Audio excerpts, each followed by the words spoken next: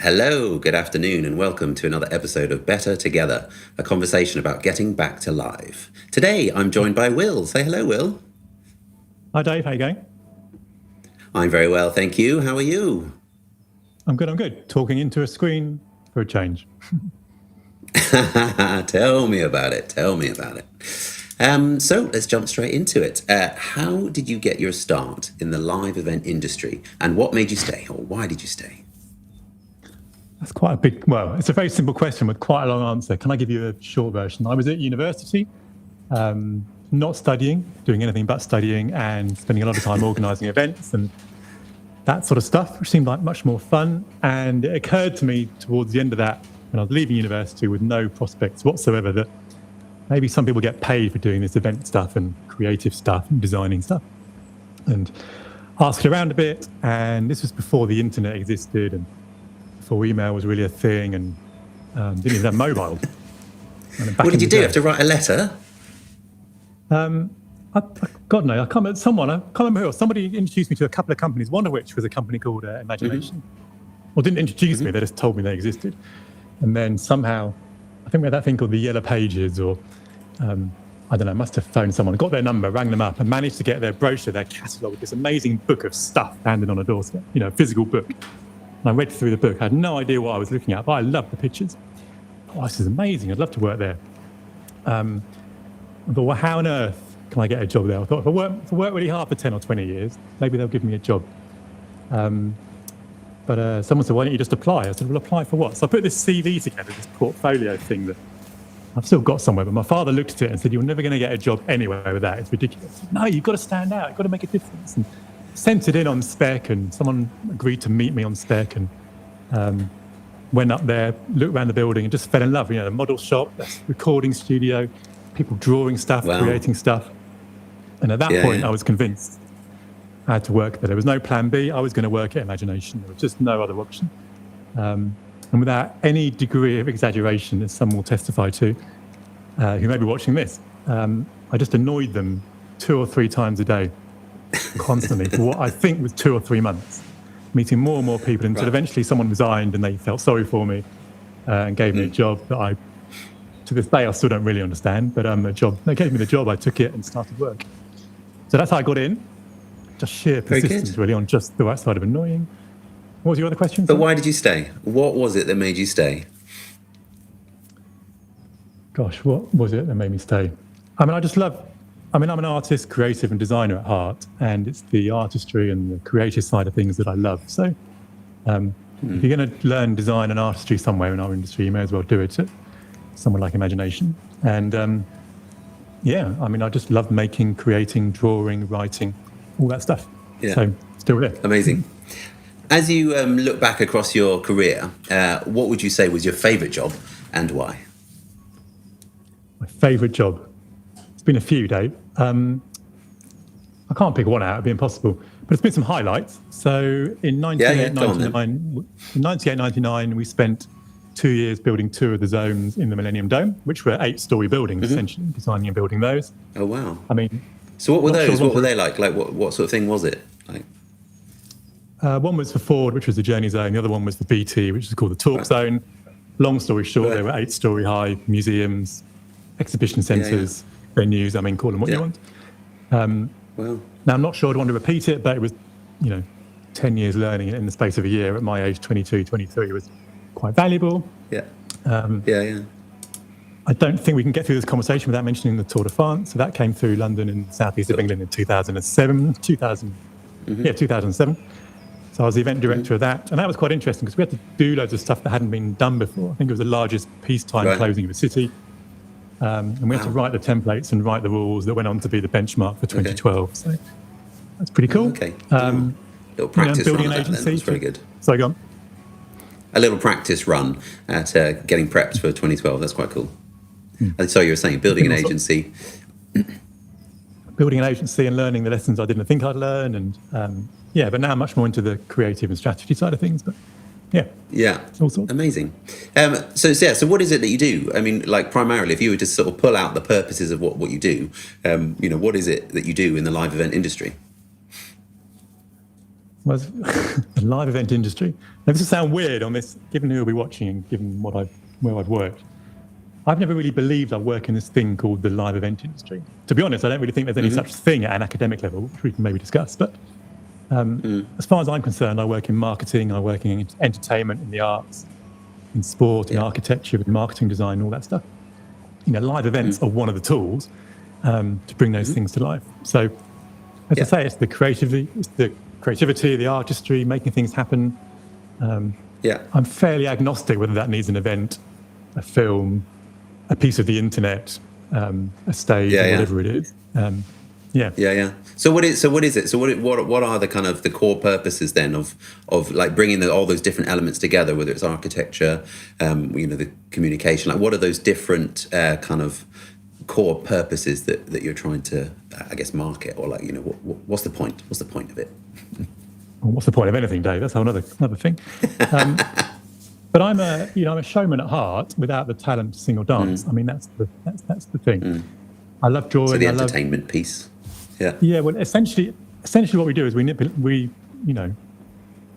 only three things you can do with an event. You can sell to people, you can entertain them, or you can inform them and communicate. There's nothing else you can do with an event. And all of that is essentially manipulating emotions, ideally for good rather than evil. So, entertaining, getting people thinking differently, manipulating their emotions, getting that sort of visceral feeling through people. I mean, that's why I do it. I mean, I'm sure others do too, but Yeah. Brilliant. No, I love that. So there's kind of those core purposes of selling. You're either selling or you're communicating, you're entertaining. And then the live event industry is one of the tools in the toolbox to do that in terms of how you think about what you do. That's great. I guess our paths of... Sorry, go on. Yeah, sorry, a slight delay. I mean, it's one of the most powerful tools, admittedly, but it's not always the right tool. But sorry. Yeah. So, that's interesting. So let's pull that apart a little bit. What is it about it that is powerful, or what makes it powerful? Why is that? Why is a live event more powerful, say, than reading a website or something else? Well, when you're trying to really connect with people. So, there's a reason we want to go to your friend's wedding. There's a reason you want to go and see Madonna sing. There's a reason you want to go and see your mates. It's because you actually want some physical, human connection. There's a shared energy when you're in a group of people as well. It's when you either want or need that, that's when you need a live event. But if there's a number of examples and all sorts of nonsense that happen when you don't need a live event. So if you've got a conference and all you're really doing is showing people films and listening to people talk and there's no interaction and engagement, you don't need to be at a conference. It's a pointless event. If you've got an event that's essentially just trying to be a photo shoot, just do a photo shoot. If you've got an exhibition where everyone's spending $500,000, $1 million on their stands and all they're doing is talking to their mates, you could do that in Costa Coffee. There's all, it's a whole other conversation. Yeah. So actually, people kind of get a bit confused between the purpose of what they're doing and then the method that they're using to do it. I guess the other place our paths have crossed a few times over the years would be kind of in the pitch phase, or during that kind of initial procurement thing. Am I right in thinking you do quite a bit of that? I guess that's where the strategy piece. Hopefully, that's the point at which the strategy piece is kind of being thought about a bit more. But tell me a little bit about procurement and that whole sort of. I don't know if that's a specialism, but it's definitely where I've come across you a few times. I mean, it's a deeply dull subject, but inevitably I'm involved in it in various forms. So, I mean, when it comes to procurement, I work client side and agency side, both in brands and government, and obviously with agencies is where our paths have crossed. And, everyone talks about what happens when we come out of this pandemic and what can we learn and how can we do things better. And it's all just poking at the edges unless or until everyone deals with the fundamental problem that hinders most live events or anything live or creative. And that is the issue of procurement, which is systemically broken. In 25 years, how long have I been doing this? I don't know, over 20 years, I can probably count on one hand, a lot less than one hand, the amount of tenders and procurement exercises I've seen which actually find the client the best value or solution. It doesn't work, it's broken, people are trying to use procurement methods to buy staplers and buses and whatever else on something that's much more flexible, which is live events. So, yeah. So they, in a way, they've got, I guess, going back to using your kind of strategic sort of map of things, the procurement strategy might be we need to save some money, but tactically they're just going about it all the wrong way, or they're applying the wrong tactics to actually get good value out of a live event. Is that what you're saying? What is it about what is it that they're getting wrong, or why does it not get them the value for money that they think it does? Yeah, I've never ever seen, okay, maybe one or two, but to all intents and purposes, never ever seen a tender or a procurement exercise that finds the client the best value, or for that matter, certainly the best value. Now, if a client is trying to procure an event that's fairly formulaic, a sales conference for 100 people in a hotel ballroom, like that you can define. You want these many lights, these many chairs, we want this sort of content. It's fairly easy to define. That does work. But if there's anything that needs designing and creating, what the client is doing is essentially asking an agency or someone for a picture and a price next to it. And then you get contracted based on, we want this picture for this price. Then obviously you start work and it all changes, but the budget doesn't really change. Well, I know we can get into variations, but to all intents and purposes, it doesn't change, because what you're effectively agreeing to is a fixed price solution for a flexible scope. And something has to give. So you're either going to have agencies trying to manipulate what they're delivering to protect profit margins, or you're going to have client trying to change things to get more out of the money. It just doesn't work. And it's bizarre, because it's not like most governments and most brands don't understand how to do procurement flexibly. If you look at architecture, for example, you go and get an architect. I'm talking in huge generalizations here, but you go and get an architect to design a building. Okay, it's going to look like the QS will work out roughly what it's going to cost. Then you find an engineer to work out how it's going to stand up, and then you eventually find someone to build it. So that flexible approach would work with live events, but there's this mind block that clients just want a picture and a price and believe. Actually, I don't think they even believe they're getting the best value, but they know they're protecting their jobs, they're ticking the box, they've got rid of some risk.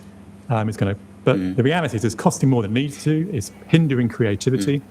I'm not personally sure whether that will ever change because of the risks involved, and well, it may change, but I guess there's a lot of money, so they're trying to make sure that they get that element right. But maybe because it's becoming commoditized, and essentially they're commoditizing something that has a huge number of moving parts, and so that just doesn't really quite work out. It's tricky. It's clearly a tricky thing to do. But it is, and there are solutions. So I have worked with more than one government to get it to change, but you have to have someone in government willing to want to make that change. Most people are more worried about paying their mortgages, their bonuses, their appraisals, and all the rest of it. Yeah. So they're managing their own risks rather than. Yeah. Fair enough. One of the other things that I've been asking people about is, last year everyone was talking about the whole pivot from live events to virtual and everything going online and the restrictions of Zoom and all that kind of thing. Whereas this year everyone's talking about hybrid, or they're talking about multi-site events, or they're talking about unified events, but fundamentally people in different places trying to engage and have some sort of shared experience, and then how to sort of multiply that across a global business or something. Like, what does hybrid mean to you? Well, hybrid means exactly what it says. You've got a mix of live and digital and the metaverse and whatever else. Yeah. It means, it's a very... Can it work? It's like, what does event mean? Oh, got it, yeah. So essentially, it's from your perspective, it would just be another tool, a necessary tool perhaps in the short term, but hopefully, yeah. Absolutely, yeah. So You mean where it's useful? I mean, it's quite funny. It's another interesting conversation, I suppose. It's funny. Look, I did my first hybrid event, I think, in 1997, and I'm sure people were doing it before I was even working in the industry. So it's not really a new thing. Clearly, it's now very popular because it's like we can't do anything else other than meet like this. So it is what it is. But it's just a, I think you asked me the other day or a few weeks ago, I can't remember, are hybrid events a good idea? Well, or virtual events. I mean, they are, in the same way a spanner is a good idea when you need a spanner.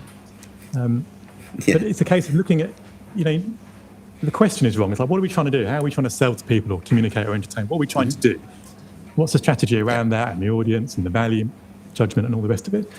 And then you work out, can we even get people together? It's another big question. And then you just start stitching together what you need. So we did it's probably 20 years ago now, we did what can only be described as a hybrid event. And I think we had 200 sites across the UK. And the internet wasn't strong enough to do that. So we actually had to put satellite dishes in 200 different locations and build studio. So it's not a new thing. Yes, the technology is a lot better now and it's much cheaper and it's more readily accessible. But I just don't think it's any different. Once all the lockdowns are finished, we'll make a judgment whether this bit will be live, this bit will be virtual. Yeah. I think people are more used to it now. So absolutely.